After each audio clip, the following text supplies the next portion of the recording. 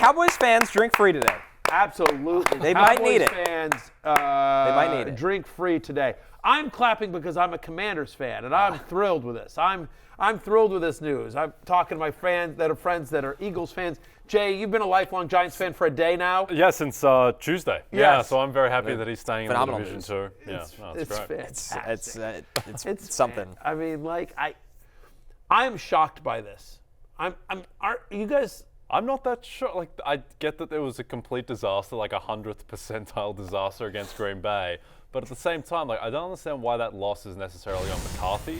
Like, it was Dan Quinn's defense that got destroyed, and Dak was just seeing ghosts like Sam Darnold on Monday Night Football and just had no prayer in that game. So I'm not sure how that is exactly on McCarthy. I think the years prior were more on him in the playoffs. Yeah, I think the argument is just big games in general, right? Sure. And like this is not a one-time thing. Like this is somebody. How long is Penn State Blake? Get in my ear and tell me how long has Mike McCarthy been a head coach in the NFL? Like I'm going to say it's 12 years. I was going to say it has to be a little over a decade. 15. Right? Yeah. He won the Super Bowl in 2010, right? Right. Rodgers, yeah. So 12 years, maybe close to 17.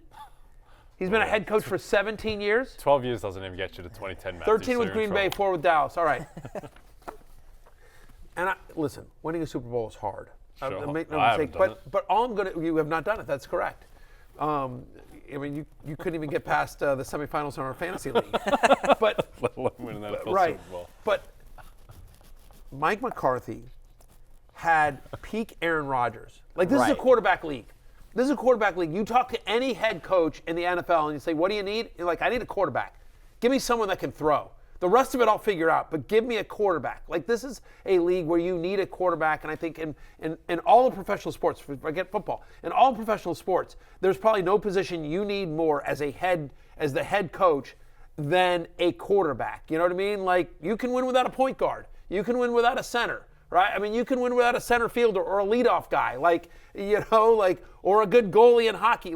But you need a quarterback. Like, it is very rare to win without a legitimate quarterback. I remember talking to Herm Edwards, the great Herm Edwards, my friend and my former colleague at ESPN, and we were talking about this exact subject.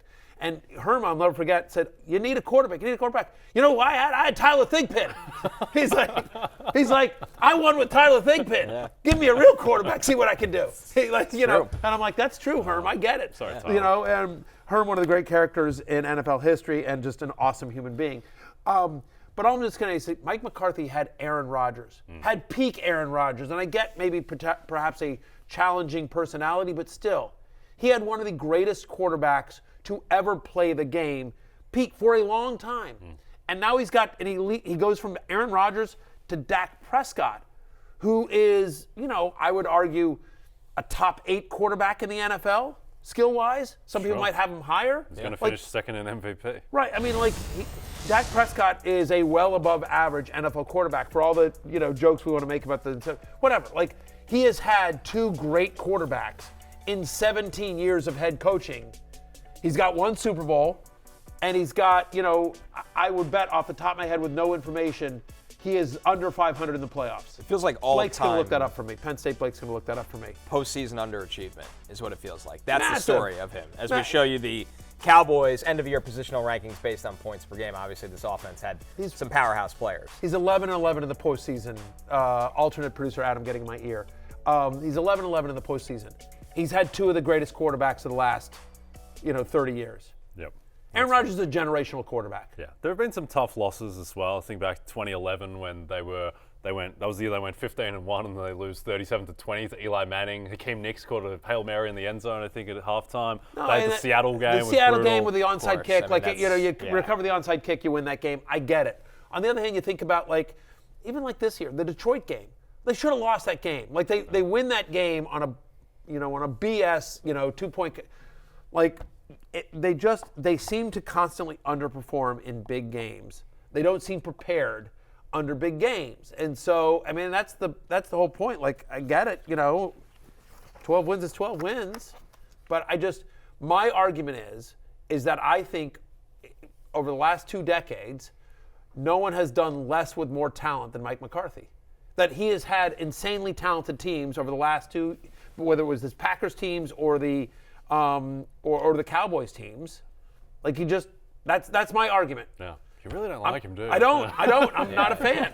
Aaron Jones. I just remember it drove me crazy that they would never use Aaron Jones in a full-time role. No. So I love the fact that he gets almost 20 touches or whatever it was and dominates them on the road. And so listen, make no mistake though, I'm thrilled. Today's a good day. Today's as a Commanders fan. Yeah. I thought they were going to bring in like Belichick or Harbaugh or somebody like a good coach. Yep. I think if you're making the case for McCarthy, I'm not particularly inspired to, but you would say that he's an offensive coach. Dak Prescott on talent is not a top 5 quarterback in the NFL. They had no run game for whatever reason. Maybe that's on McCarthy, but still, they had the number 2 offense in football this year, and he got the best season out of Dak that Dak has ever had by margin. Dak was the MVP favorite with a month to go. I'm clearly not a McCarthy fan, but I will acknowledge that. Great year out of Dak. He got an unbelievable year out of Dak. He unlocked CeeDee Lamb. Like this was the best CeeDee Lamb season we've had in a while. Jake Ferguson, he absolutely should deserve credit for the development of Jake Ferguson. No question. They found something in Ferguson, replacing Schultz with him. People were like, "You're going to let Dalton Schultz go," and then they get something out of Ferguson. So he absolutely gets credit for that. They found something with Brandon Cooks. They brought in Brandon Cooks. They integrated him to the offense. They did some nice stuff there. But also. They let Ezekiel Elliott go. Tony Pollard, this is the worst year we've seen out of Tony Pollard. The run game was a disaster as well. And I hear you on, well, he's an offensive coach, and this was on Dan Quinn's defense. But you know what? He's the head coach. Sure. Yep. Dan Quinn reports to him. Yeah, and McCarthy's terrible with the end-of-game decision-making. I don't know what he was doing at the end of the Lions game where they're throwing to stop the clock, so the Lions got a minute 40 instead of 1 minute. He does that stuff all the time. And I think as someone who gets... Think about the playoff loss last year to San Francisco. You're 13 seconds left, no timeouts, and Dak's doing a quarterback draw. Yeah. So, there's he's not good at that. He is not great with the fourth down decision making, all that stuff. I do think, as someone who gets very frustrated about that stuff isn't nearly as important as building an offensive system and having your players buy in, but it still matters around the edges clearly, and it almost cost them the division this year. Yeah, I don't think he's and we can move off of this in a second. I don't think he's a bad coach. I don't think he's some sort of moron. You know what I mean? He's like Kyle Shanahan. He doesn't have the upside. He doesn't have the upside. All I'm saying is that I think he's fine as a coach. I think he's middle of the pack. I think he's mediocre. And my point is that, but he's been gifted, he's been gifted unbelievable talent. You know what I mean? I always when I was carping for Scott Turner, my Commanders, I'm just Scott Turner had Alex Smith and Taylor Heineke. I'm not saying Scott Turner was an offensive coordinator, but I don't know. There's a lot of coaches that if you gave that coach peak Aaron Rodgers and then Dak Prescott would probably be better than 500 in the playoffs for their career. Yeah, that's all I'm saying. That's why I think that's a fair statement. Yeah, and that's one of the reasons why Kyle Shanahan is a made man in the league because of the success that he had. One with Jimmy Garoppolo, who's not a superstar quarterback, and then also if he was able to conjure up vaguely decent offenses with Nick Mullins and C.J. Beathard and these guys, and McCarthy's never had to do that. Well, and Brock Purdy. He turned Mr. Irrelevant, a guy that Connor Rodgers said was overdrafted. Right. I said drafted perfectly. Right. I think I had him in the same exact spot on my big board that year. Mr. Irrelevant, but everyone left him for dead. Exactly. And he's got this guy's the number 1 seed in the NFL. You think about players like that Kyle Shanahan got the best year out of Matt Ryan. Think about Andy Reid.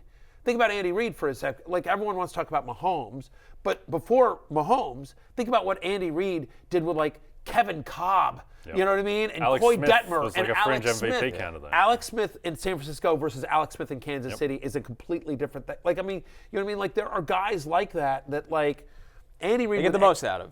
Get the most out of it. And I don't think you can argue that with McCarthy. Hey, it's Matthew Berry from NBCSports.com and Rotoworld.com, and I want to thank you so much for watching whatever it is you just watched, or if nothing else, being too lazy to click out of the autoplay after this video started, after whatever it is you actually wanted to watch finished. But now that you're here, I'd like to take a moment here to ask you respectfully now, okay? I'm asking you respectfully to subscribe to the NFL on NBC YouTube channel. You'll get the latest Roto World fantasy news headlines, all sorts of great shows, including my own Fantasy Football Happy Hour. So go subscribe now. Again, I'm asking respectfully.